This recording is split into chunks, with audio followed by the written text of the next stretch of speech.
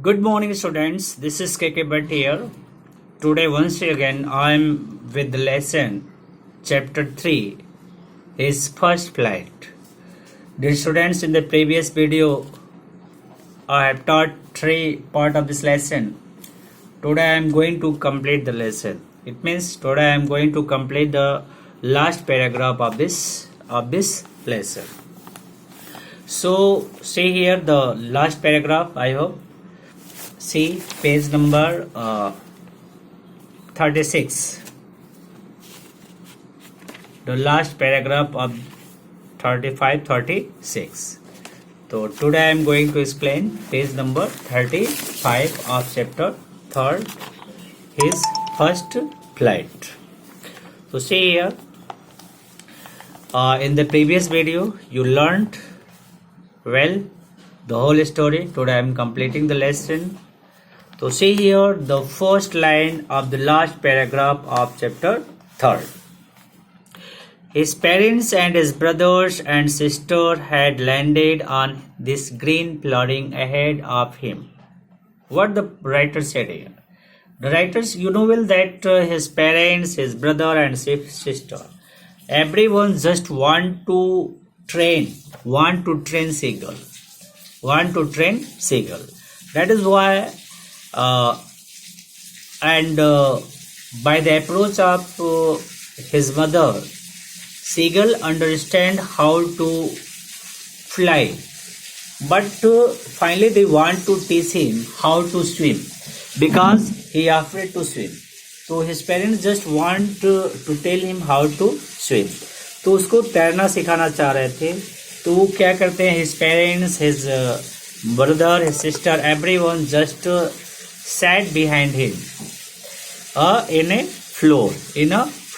floor आप कह सकते हो, on a floor, and they were beckoning to him. Beckoning का मतलब होता है बेटा काले, यानी everyone, as his parents, his brother, his sister, everyone just calling him to come and sit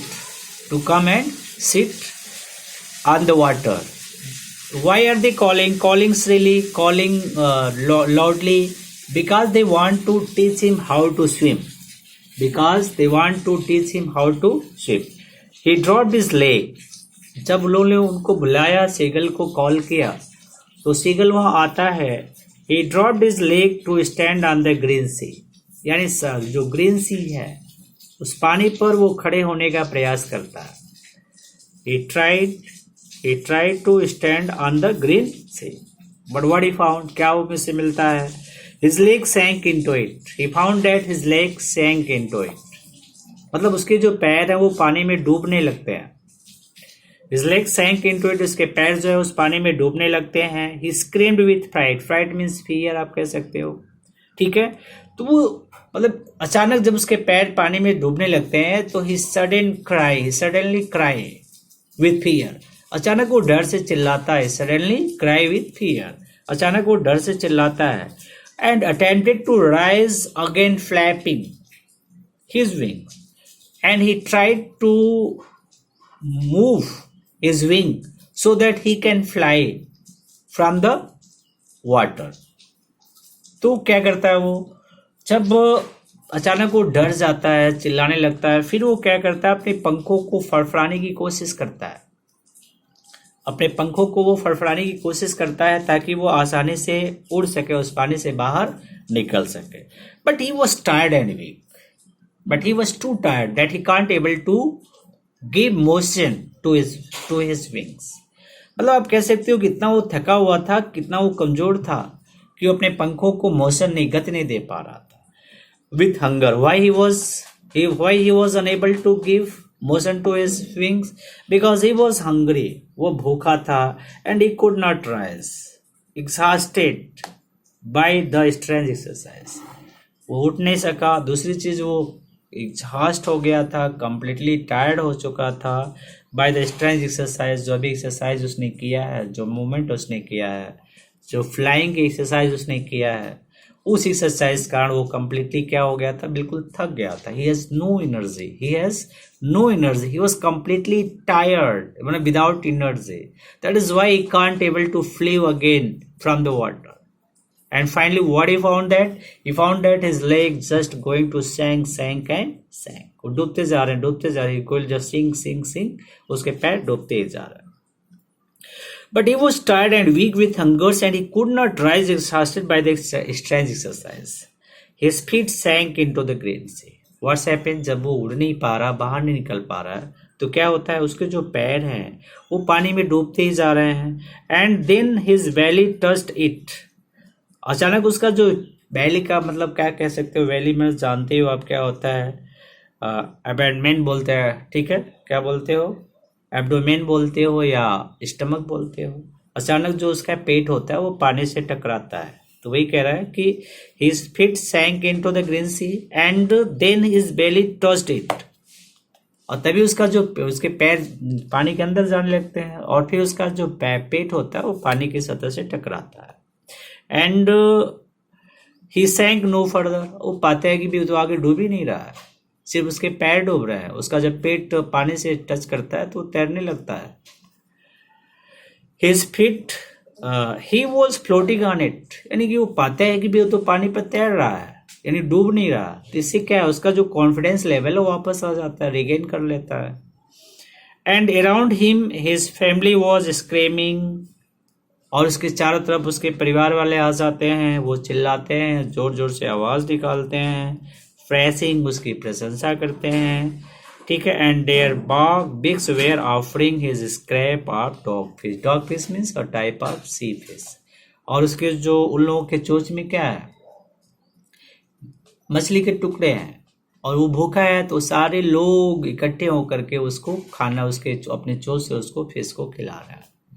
मतलब उसकी भूख को मिटाने का प्रयास कर रहा है. आप ये कह सकते हो कि उसको एक गुड गिफ्ट मिल रहा है. Because he learn how to swim, he learn how to fly. क्योंकि वो सीख चुका था कैसे उड़ते हैं, कैसे तैरते हैं. He had made his first flight. इस तरह से he had completed his first flight. इस तरह से जो सीगल है उसने अपनी पहली जो उड़ान है, जो पहली उसकी फ्लाइट है, उसको उसने सीख लिया.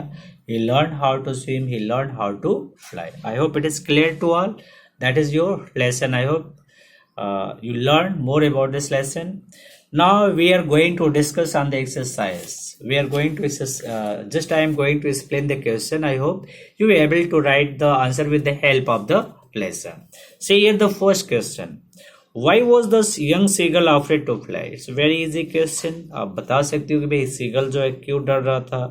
Because he thought that his wings were not supporting. क्योंकि वो सोचता था कि उसके जो विंग्स है उसको सपोर्ट नहीं कर रहे थे. तो और इस तरह से आप इसको डिस्क्राइब कर सकते हो.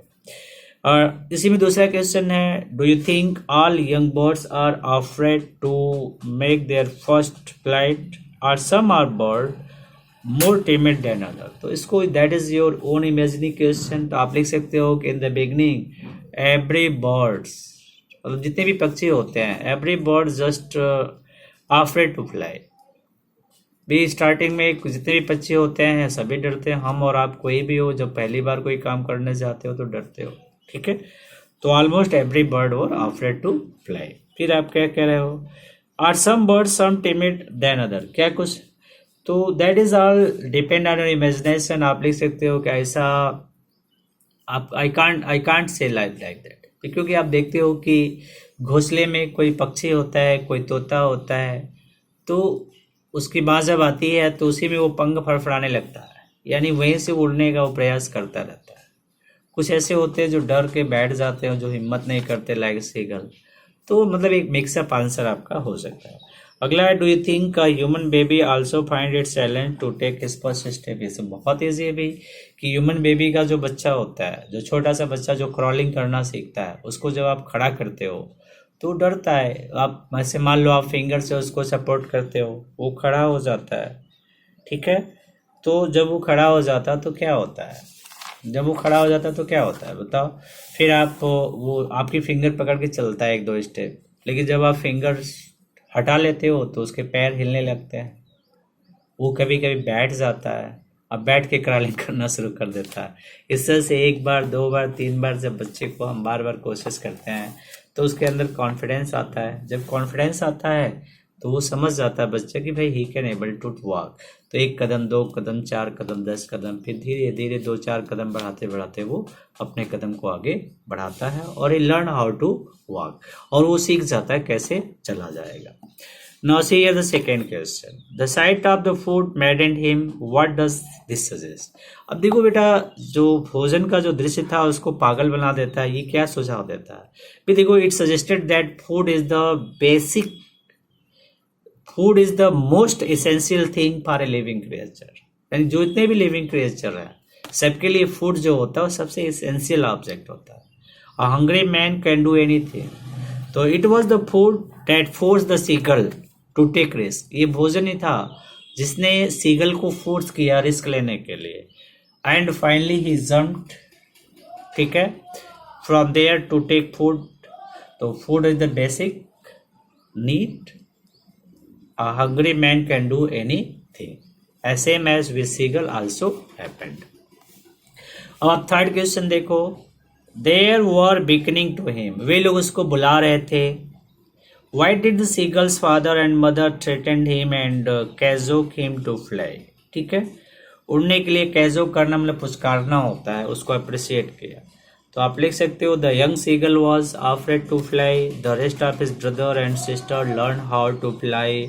They swim, they flew. His parents worried about to take seagulls. They want that seagull also removed his operating condition and increased his courage, so that he just came and learned how to fly. That is why they coaxed, they encouraged, they threatened, and finally they want to master his courage. तो अब इसके बाद फिर अगला है तो all the mother's है। इस तरह से आप देखोगे तो मतलब सारे माँ बाप जो होते हैं, वो सीगल की बात हम नहीं कर सकते हैं, पेरेंट्स की बात नहीं कर सकते हैं, सारे माँ बाप जो होते हैं वो अपने बच्चे को चाहते हैं कि उसका बच्चा आगे जाए, कुछ बड़ा काम करे, कुछ नाम करे। तो सीगल के जो माँ बाप थे वो भी यही चाहते थे कि मतलब वो अपने अंदर जो फियर कॉन्सेप्ट है उसको रिमूव करे। और फाइनली उसकी माँ और उन लोगों ने प्लान बनाया कि भाई इसको भूखा रखा जाए, जब भूख से तड़फेगा तो इसके अंदर अंडरस्टैंडिंग आएगी और शायद he can able to complete his journey. और फाइनली दे हैव सक्सीडेड, वे लोग सफल भी हो गए। सफल इसलिए हो गए क्योंकि उनके अप्रोच से सीगल जो है वो उड़ना सीखा, और उड़ना ही नहीं उसने तैरना भी सीख लिया। उसके अंदर कॉन्फिडेंस आ गया कि his wings is supporting him, he can able to fly, he can able to swim. That is why finally success to complete his journey. Now see here the fourth question. Have you ever had a similar experience where your parents encouraged you to do something? That is all. ये तो आपके अनुभव की चीज़ है, आपके parents आपका increase किए हैं तो उसके बारे में आप डिस्क्राइब करोगे। लास्ट क्वेश्चन एंड 5 क्वेश्चन है। In the case of the bird fly, it seemed a natural act and foregone conclusion that should succeeded. In the example you have given in answer to the previous question, was your success granted or was it important for you to try regardless of a possible or failure? ये कह रहे हैं कि जैसे मान लो पक्षी के उड़ने के केस में यह एक प्राकृतिक कार्य और परिणाम निश्चित था कि सफलता मिलेगी, जो इसे पहले प्रश्न के उत्तर में आपने उदाहरण दिया।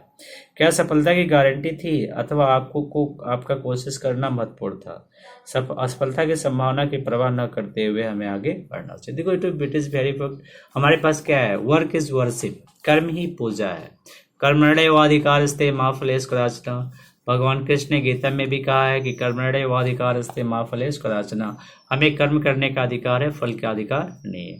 तो वी हैव टू ट्राई, हमें कोशिश करना चाहिए। What's happen in the future that is depend on time.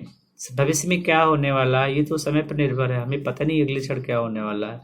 तो हमारा जो लक्ष्य होता है वो प्रयास करना होता है। Result we do not think about result, we have to only try to work. And last writing section, write a short composition on your initial attempt at learning a skill you could, मतलब कोई भी आप ले सकते हो, जैसे याद दिया है राइड ए बाइसिकल और लर्निंग टू स्विम, कोई भी आप एग्जांपल लेकर उसको आप एक पैराग्राफ डिस्क्राइब करोगे।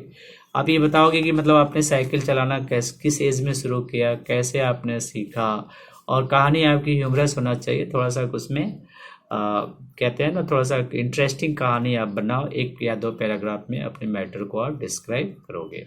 तो राइटिंग सेक्शन आप कंप्लीट करोगे और उसके साथ साथ क्वेश्चन आंसर भी करोगे आप। I hope you learned well this lesson. If you have any problem, you can discuss through the lecture class or through the comment box. Thanks to watch my video.